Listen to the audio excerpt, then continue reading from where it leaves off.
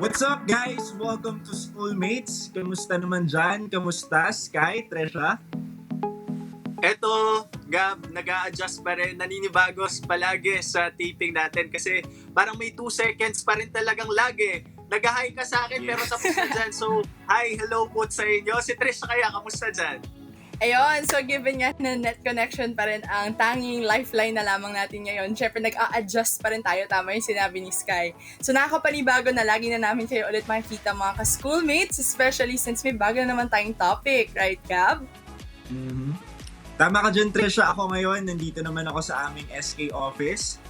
Kaya iba na naman ang aking location. Patuloy kami namimigay ng gulay sa satellite studio. Si Gab gumagala. Akala ko bang stay at home. Joke! Hindi naman Sky, as a public servant. Yan. Okay. Pero mabati ko na pare-pares tayo naka-gray ha? Actually, tama, Gray Squad. Hindi po namin yung pinag-usapan. Pero guys, teka lang, may gusto lang ako itanong, no? Siyempre, nitong mga nakaraang araw na we are under ECQ, may napansin ba kayong impact nito sa inyo personally? Kasi ako parang na-realize ko lang na bago yung pandemic, marami tayong bagay na natitake for granted. Katulad na lang nung pag-aalaga sa sarili natin, pag-aalaga sa kapaligiran, tsaka yung pagbibigay ng importance dun sa oras kasama yung mga mahal natin sa buhay. Diba? So, yun yung impact. Ikaw, Sky, meron bang impact sa ito? Well, malaki yung impact kasi lalo na mag-isa ako. So, parang before ECQ, nakaka-uwi ako every now and then sa family ko. Pero now talaga hindi. So, mas na-miss ko sila. Mas na-miss ko yung friends. And of course, there's a big impact kung paano ko ba haharapin yung bukas with uncertainty. Oh. Grabe, Trisha, ang ikaw. lalim nun Well, syempre physically, parang feeling mo, lalong tumaas yung walls mo between people. Kasi ngayon parang mas, kahit sabihin natin, kasama natin yung family natin, the fact na limited yung access natin sa outside world, hindi natin masyado nakikita or na-appreciate na ano na nga ba yung mga pinagbago ng mga or ng kapaligiran natin in general. So, speaking of yung pinagbago in general ng ating environment and usapang environment, makikita natin yung na hindi lang tayo yung apektado sa sitwasyon na to, sa COVID-19 or sa lockdown. Pero pati na rin yung environment natin in terms of hindi lang naman lahat ay magaganda. Like for example, yung mga nakikita nyo sa inyong mga paligid na clearer na yung skies or wala nang masyadong usok. Pero I think ngayon yung pinaka magiging issue after this ECQ talaga ay yung pagtaas ng medical wastes. Kasi di ba lahat tayo gumagamit ng PPEs, ng disposable masks. Yung ating mga frontliners ay separate na binibigyan ng packaging materials for their food and relief goods para sa ating mga kababayan. So, tumataas yung household waste at saka yung medical waste na na-degenerate natin. So, malaking impact din to sa environment natin ngayon, di ba? Well, that's right, Tresha, no? Marami tayong basura ngayon, naiipon. Pero para sa akin naman yung napansin ko na may malaking impact na maganda sa environment natin is with regard to the natural habitats of our animals. For example, yung mga fishes natin, mga animal creatures, mas nakikita silang nakakalangoy sa mga dagat natin kasi less contact from people, tumaas yung number of population nila. At napansin ko rin sa atin din, yung natural habitat natin dito sa Metro Manila, mas lumuwag, syempre. So, na-decentralize, in other words, kasi may mga umuwi, hindi nakakalabas. So, nakita natin, pwede palang lumuwag yung EDSA, di ba? Ganon. Yep. No, wala talagang laman. Ikaw, Gab. Actually, maganda yan na na-raise nyo yan, Trisha, Sky, no? Doon naman, sa usapin naman ng air pollution, guys, balita ko kasi sabi ng World Health Organization, isa nga daw to sa biggest health emergencies ng bansa natin. Pero since na-raise tong enhanced community quarantine, nakikita natin na gumaganda nga yung kapaligiran, mas naging clear yung paligid, sabi nga ni Trisha. At in particular, mas nakikita na natin yun yung Sierra Madre, no? So, feeling ko, isa nga to sa sa mga nagiging wake-up call natin simula nagkaroon ng pandemic. Kasi mas nalilesen yung carbon emission, di ba? So, bago yan guys, sa ating mga viewers, sit back and relax dahil sa aming pagbabalik ating pag-uusapan naman kung ano ang magagawa ng mga kabataan na siguradong may maitutulong sa lipunan. Dito lang yan sa Schoolmates!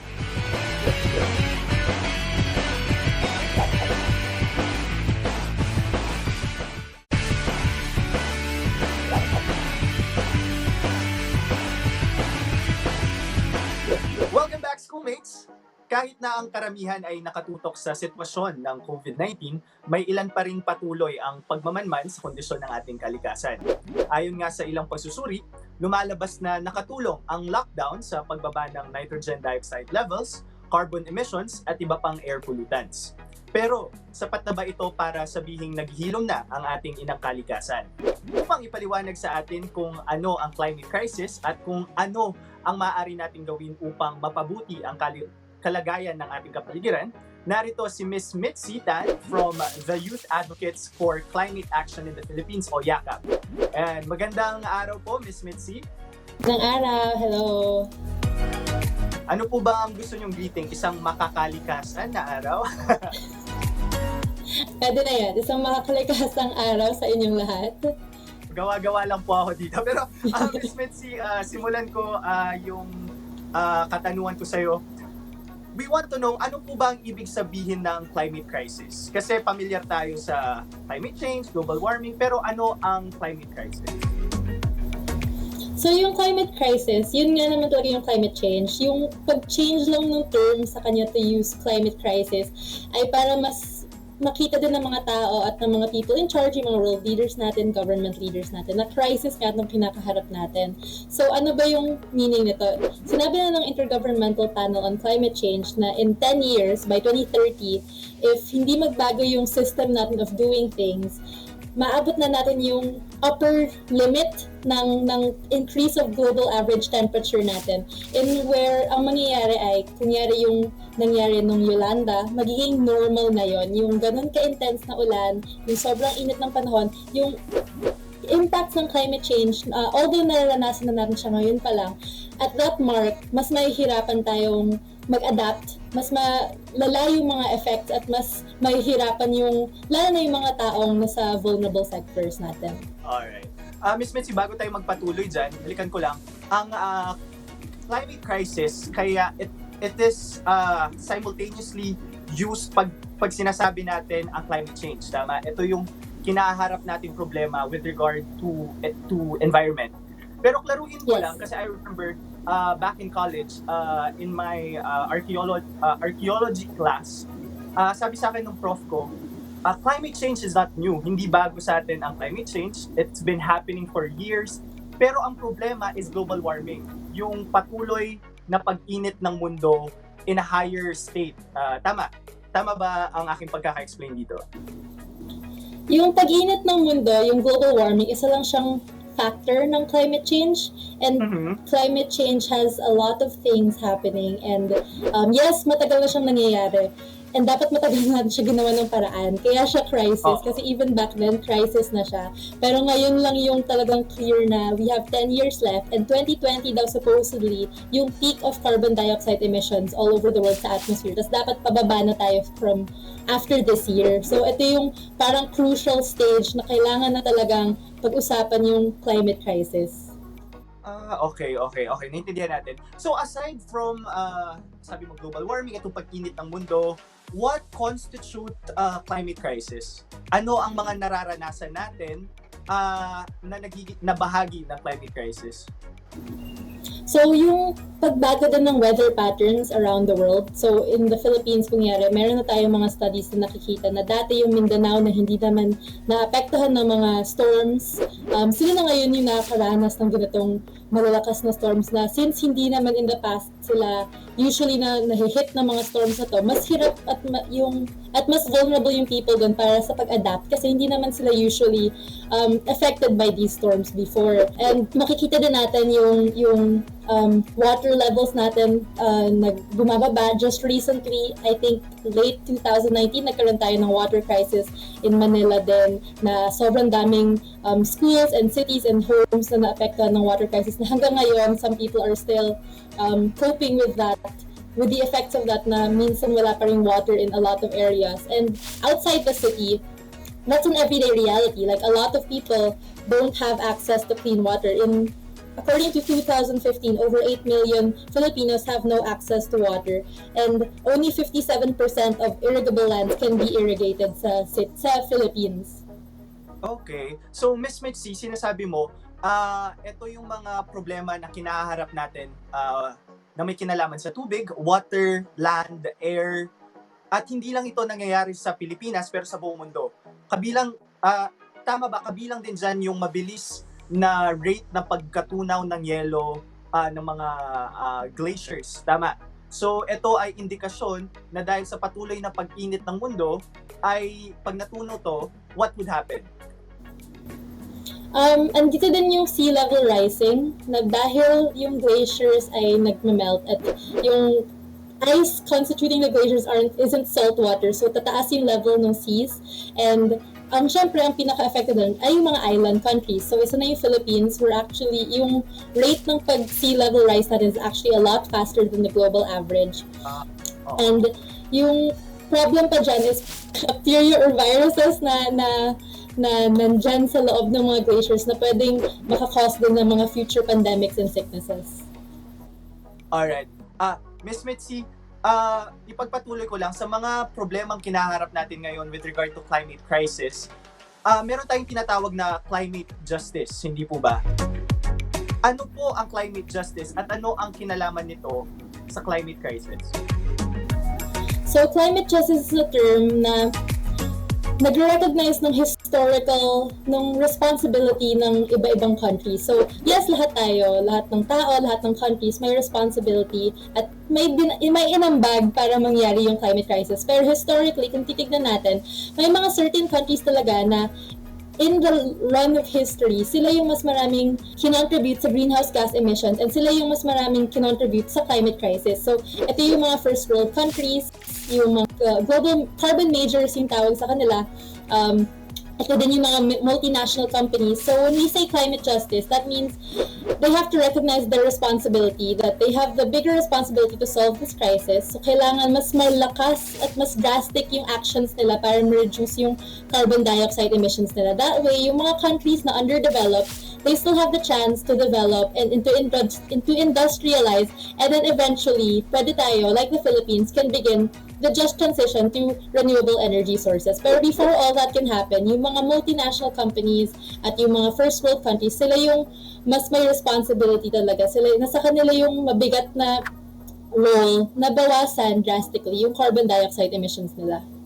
Alright, so ito yung para masolusyonan natin ang nangyayaring crisis sa climate crisis, in other words. So, tama ba? Sinasabi mo, kailangan mabalanse ngayon, pero mas may responsibilidad yung mga mas malalaking mga bansa para maisaayos, para mabigyan ng oportunidad yung mga third world countries, for example, ng Philippines, to catch up kasi this is an evolving globalization at kailangan ding gawin ng mga bansang ito. Pero may tanong ko, Miss Mitzi, tayo bilang mga kabataan, ano po ba yung maitutulong natin sa ating kalikasan para mapunan natin itong tinatawag na climate crisis? Malaki actually yung role ng kabataan since tayo ng kabataan ng tagapagmana ng Pilipinas, ng mundo, tayo yung pinaka-makaka-experience in the long run ng impacts ng climate change. So nasa atin talaga yung push at yung drive para labanan to. So, just 2019, nagkaroon ng global movement all over the world. Thousands of youth would go to the streets, tapos nag-call for climate justice, nag-call for climate action, and that's something that's really powerful. Yung iba sa atin ay wala pang capacity to vote, wala pang capacity to create laws and to push these policies, pero nasa atin yung boses, nasa atin yung lakas, nasa atin yung oras para spreading awareness about this climate crisis, para ma-encourage yung other people to know more about it and to really push for more policies na mas environmentally friendly and mas pro-people through collective action, not just in the streets, pero that's very important, but also through lobbying and having conversations with the departments that are needed. Naintindihan ko, Ms. Mitsina, it's a bigger picture. We need policies, we need laws to protect the environment. Pero to concretize, ano yung mga maliliit na bagay na maaaring gawin ng ating mga schoolmates sa kanilang mga bahay-bahay, kung nasaan man sila para makatulong sa para masolusyonan ang climate crisis? The first step that you can really do is to educate yourself. So, ang dami ng resources online about this, and there are so many programs like this one na pinag-uusapan yung climate crisis, and isang malaking powerful step yung education and just raising awareness to not just yourself but your friends, other people, and then from there you can also start learning more about the climate crisis. And the climate crisis kasi may naitutulong naman yung individual actions, pero pinapakita na ng scientific studies na hindi enough yung individual actions. Kailangan mo talaga ng systemic change. Pero sa individual actions, simple things like pagpatay ng ilaw, pagtanggal ng saksakan kapag hindi na ginagamit. A very big thing that could help actually is if you can convince your school to go to renewable energy sources. Kunyari isang classroom nyo or yung ilaw nyo sa classrooms nyo, imbes na yung normal electricity yung ginagamit, magawan nyo ng paraan na solar naman siya instead. So these are small things na if you do it together, malaki din yung maitutulong niya. Pero we have to remember that in the end, if you really want to change what's happening, if you really want this systemic problem to be solved, we need a systemic solution. So we need to do this all together. We need to band together and really collectively demand for a change in the way that we're doing things. Tama. Maraming salamat, Miss Mitzi. Marami po kaming natutunan patungkol sa climate crisis at paano masolusyonan ito. The bigger picture, we need policies, we need laws to contribute in the change in the system with regard to the environment. Maraming salamat. So, schoolmates, marami pa tayong pag-uusapan mamaya, kaya dyan lang kayo at magbabalik ang Schoolmates!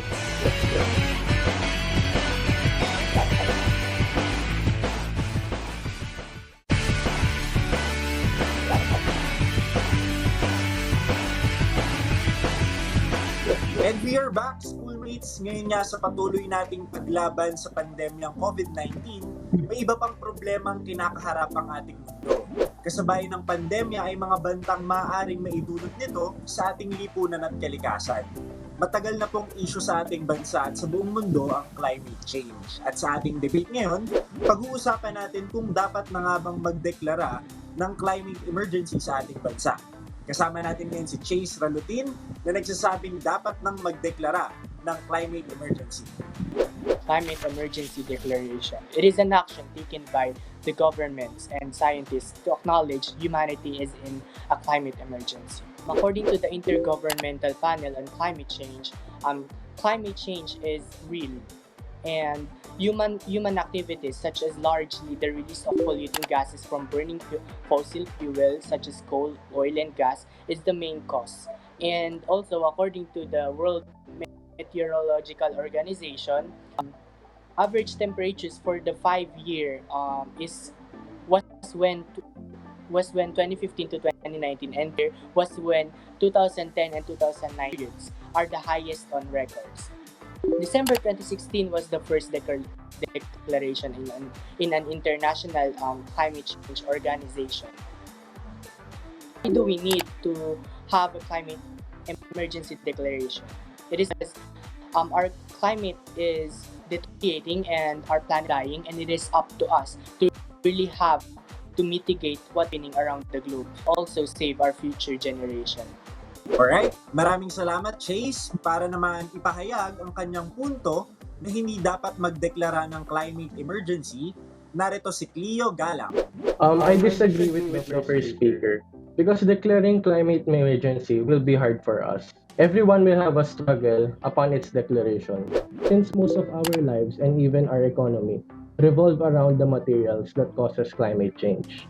If we do limit or ban stuff like plastic and coal power plants, as a whole will collapse. Hindi pa tayo handa as a whole to accept or even adapt and make necessary sacrifices for it. Dapat paglaan muna ang gobyerno ng oras para sa pagre-research, lalo na nasa panahon tayo ng pandemic. Kung titignan natin ang average total global temperature for the past 20 years, we will see na wala namang nagbago. So what is the emergency? It's simply extreme socialist politics at work. They want an end to individual freedoms, control to our movement and our travel, and control in our finances and additional payment to tax. So basically, you can consider declaring climate emergency as anti-poor and will cause a lot of labor.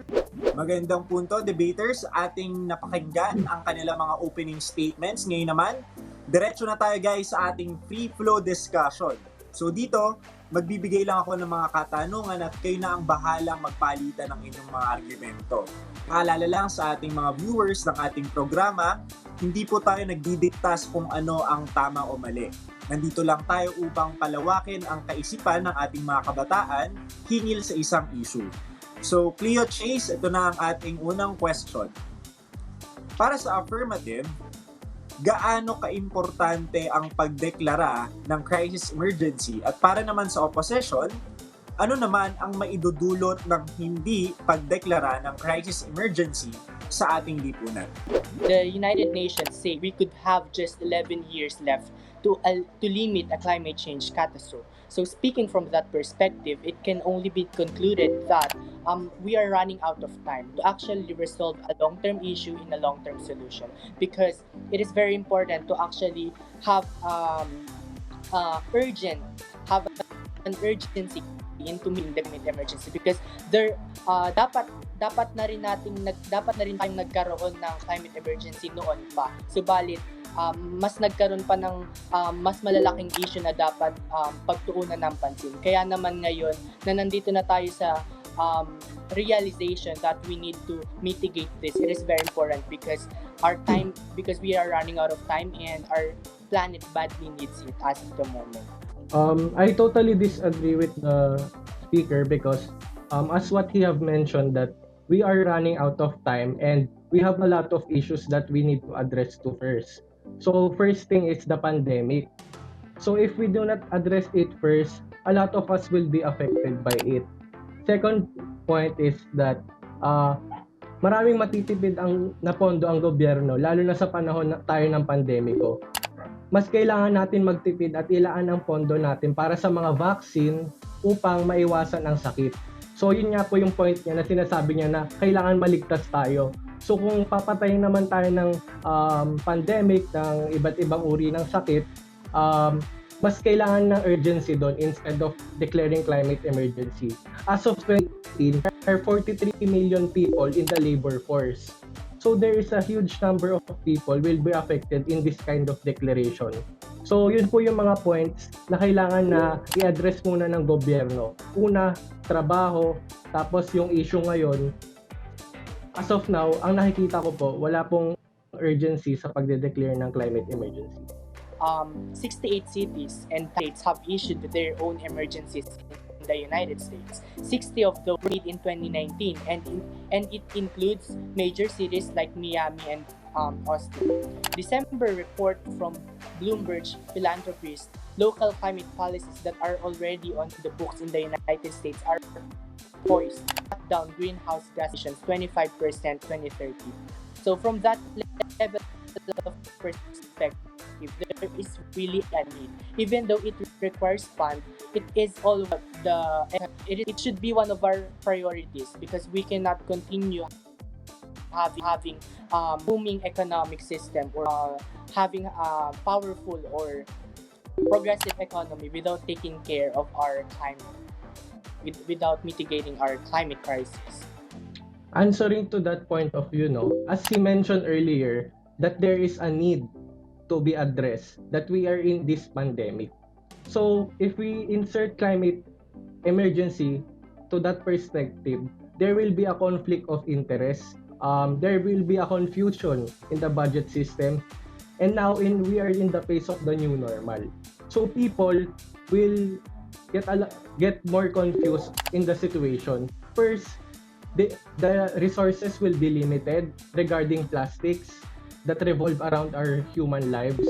Second, in this new normal, so if we will ban or limit stuff like that, people might get frustrated or will cause a lot of anxiety.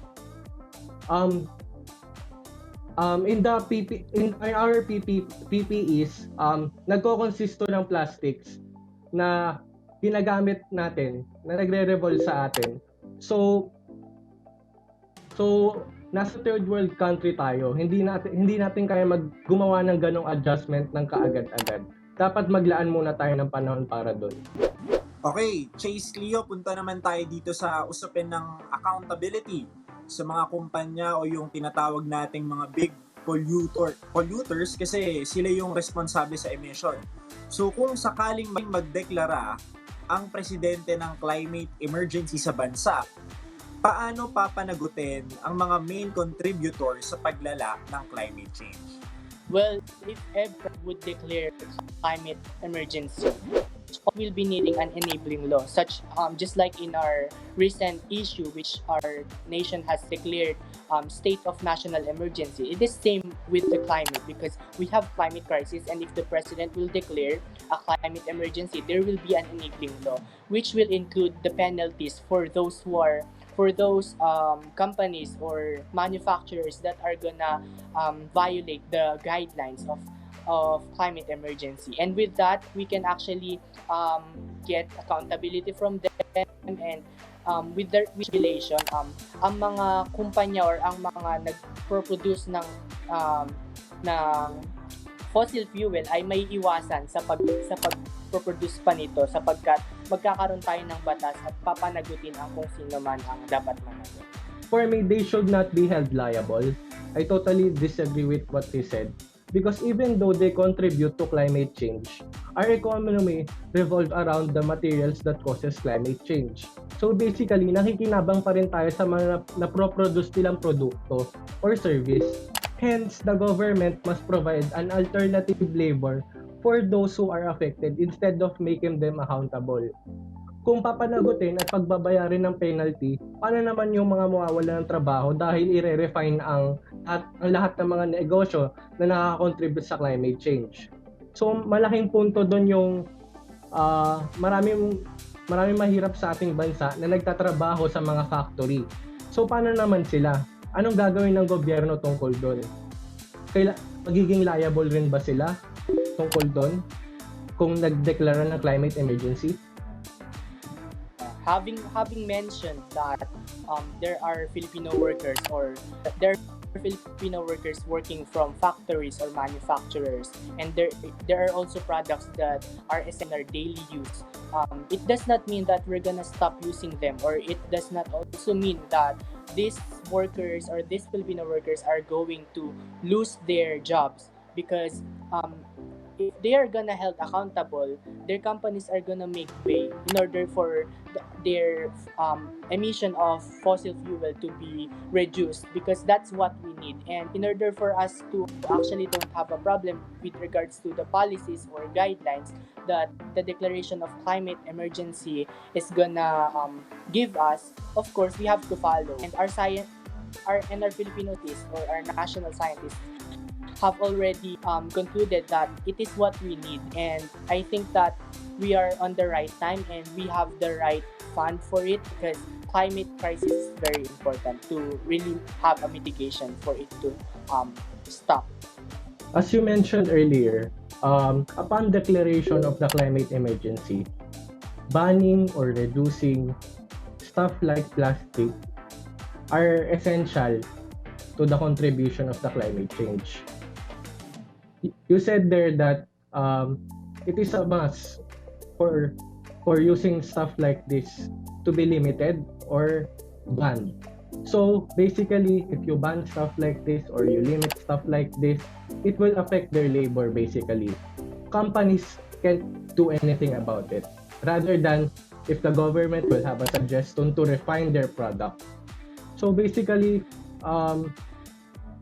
if the government imposes a law or declares sudden climate emergency, all of those manufacturing and things that contributes to climate change will be abolished. So how would they cope with this situation? You did not explain or elaborated the factors upon its declaration or the grounds or the following grounds that might affect the labor, tax, additional research towards it. So basically,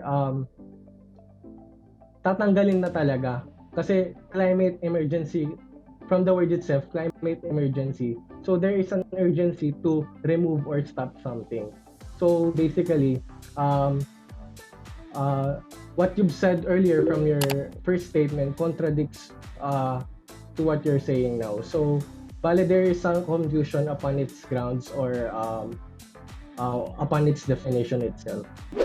So kanina guys, napag-usapan natin yung mga materyales, yung alternatives dahil dito nga sa climate emergency, ang gusto natin is yung transition sa low carbon trajectory.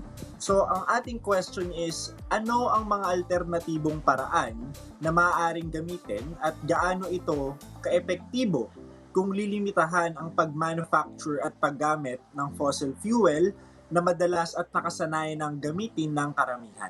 Marami tayong paraan upang limitahan ang pag-emit ng fossil fuel dito sa ating kapaligiran. Isa na rito ang one of these ideas are just being learned from our school, which are the reuse, reduce, and recycle. From that matter of perspective, we could actually reduce the production of garbages, which we all know that being burned out and that causes fossil fuel as well. And aside from that, if we can drive less, drive smart, we could actually help the ecosystem to have lesser production of fossil fuel.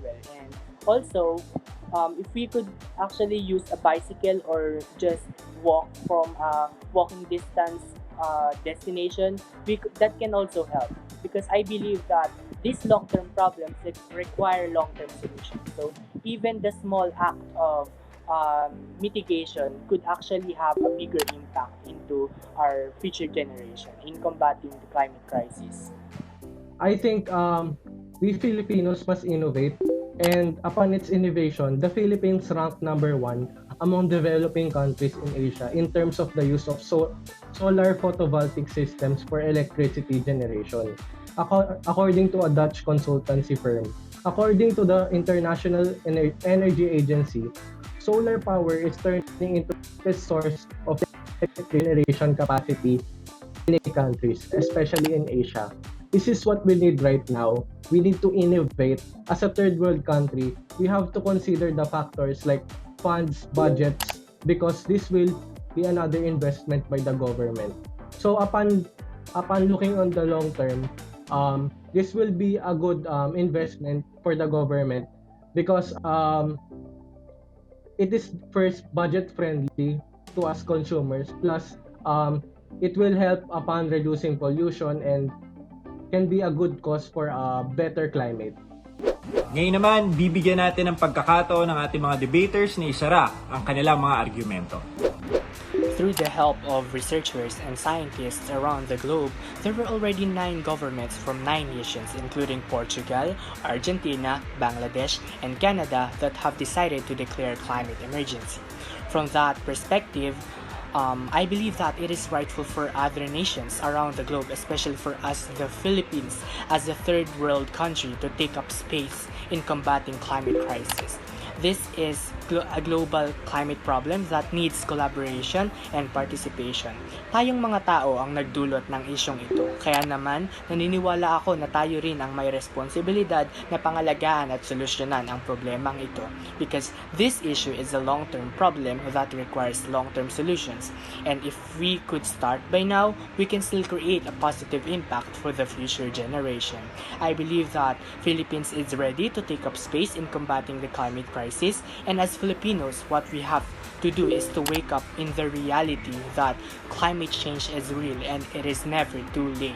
Hindi maaaring magkaroon ng gantong deklarasyon dahil hindi pa tayo handa. Kailangan maglaan ng sapat na panahon para sa ganitong desisyon, lalo na nasa sitwasyon tayo ng pandemic. Mas kailangan itong pagtuunan ng pansin.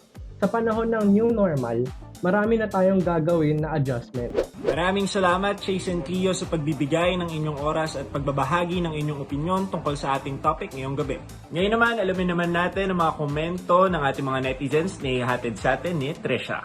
Thank you, Gab! At ngayon naman babasahin natin ang mga komento ng ating mga netizens.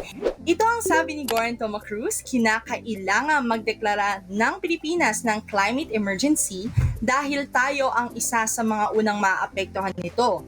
Pag tumaapa ng 1.5 to 2 degrees ang ating global average temperature, magkakaroon ito ng irreversible damage sa ating kalikasan. Ito ayon kay Riza Akang, matagal nang kailangan magdeklara ng climate emergency sa hindi pagtrato bilang emergency o krisis ng pamahalaan ang nasabing issue, napapabayaan at tumalala lamang ito. Sumang-ayon din sa kanila si Hana May Sukgang na ang sabi ay kailangang magdeklara ng climate emergency dahil kailangan nating ipaalam sa mga tao na may climate crisis at para mas mabilis na may address ang mga problemang dulot ng climate change. So pare-pareho sila ng point of view, makikita natin dito. Ito rin ang opinyon ni Kenneth James. Dapat mula noong 2016, mahigit 1,400 na lokal na pamahalaan mula sa 28 na mga bansa sa buong mundo ang nagdeklara na ng climate emergency. Ayun, maraming salamat sa mga nagpadala ng kanilang mga komento at patuloy lamang kayo magpadala mensahe sa ating social media accounts. Shoutout po sa lahat ng ating environmental youth leaders na nakiambag sa ating diskusyon ngayon dahil tuloy-tuloy pa rin ang ating diskusyon dito sa pagbabalik ng Schoolmates!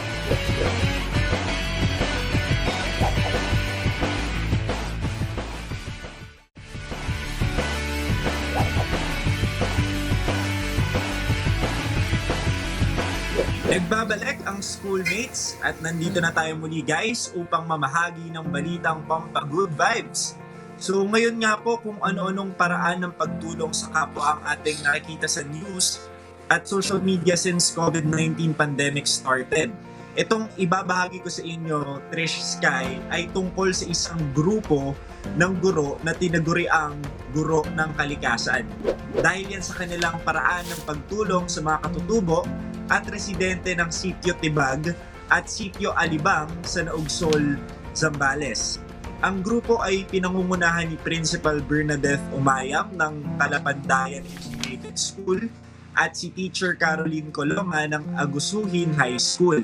Ang mga guro ay dati nang mahilig mamundok at magsagawa ng proyekto tulad ng tree planting.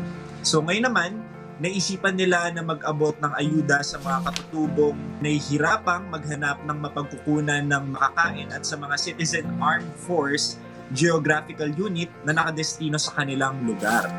So ayan, kahanga-hanga talaga ang mga gurong tulad ni na Principal Bernadette at pinatunayan nilang ang ating mga simpleng libangan ay maaaring maging daan upang tayo'y makatulong sa ibang mamamayan at sa ating lipunan. So ayan guys, nakita nyo naman, sa gitna ng krisis, tuloy pa rin ang pagtutulungan ng sambayanang Pilipino at nakakatuwa lang kasi nagamit pa nila yung hobby nila na pamumundok para makatulong sa ibang tao. Well, ang ganda ng mga balita na talagang nagtutulungan ng mga Pilipino na regardless of societal status, mayaman, mahirap, tagasan man sila, nagbibigay ng anuman yung mga maitutulong nila. And the same is true with us. Magbigay tayo ng helping hand sa paraang paano natin matutulungan yung ibang mga kapwa nating Pilipino. And hindi natitigil sa bibigay ng ayuda, yung mga simpleng pagbibigay natin ng opinion, pag-voice out ng mga sentimento natin sa nangyayari. This really helps to overcome COVID-19. Basta nagtutulungan tayo, basta nandun yung compassion and cooperation between and among every Filipino, mapagtatagumpayan natin to. Since nag-shift na yung ng mundo towards a new normal, parang makikita mo na different sectors ay nag-work hand in hand para matugunan yung iba't ibang magiging lasting effects nito. Di lang sa, kumbaga, hindi lang naman sa pamumuhay ng tao makaka-apekto yung COVID-19. Makikita natin ano yung magiging shift nito towards the environment. Kung anong maaaring mga bagong initiatives yung pwedeng gawin ng mga tao. Since I think you can both agree on this na pag natapos na yung ECQ, mas magiging wary na kasi yung mga tao sa kung paano sila gumagamit ng, for example, utensils. So, taas yung awareness ng mga tao na kailangan nilang gumamit ng reusable na mga bagay na hindi lagi kailangan disposable para kumbaga para may personal touch na yung mga bagay para magkaroon ng safe distance between people. Pero at the same time, ito na yung bagong normal kasi. So, iba na yung ikot ng mundo. I think you can both agree on that, no? We have to adapt to our environmental constraints now. Kasi we don't know yet. We are waiting how the pandemic would turn out. So as much as we can, we try to adapt to whatever we have right now and make use of the available tools. I-tweak yung mga traditional na ginagawa to accommodate our living today. And idugtong ko na rin na parang walang blanket solution sa nangyayari ngayon kasi merong mga kanya-kanyang kailangan i-consider sa mga nararanasan natin. And we have to apply a specific innovative solution to those para we move forward together as one. Actually, siguro Sky, Trish, ngayon na-realize natin na a healthy planet means lesser diseases. And the better we manage our nature, the better we manage our human health. And I think that's the bottom line. Yun talaga yung bottom line ng lahat ng pinag-uusapan natin. So, I think ngayon dapat mas maging involved tayo, no, mga ka-schoolmates. With that, sabaw usapin sa bawat issue, may boses ang kabataan. Sumali, makinig at mag-isa dahil opinion nyo ay mahalaga. Kaya naman sabay-sabay nating isigaw sa buong mundo, Schoolmates, may pakialam ka.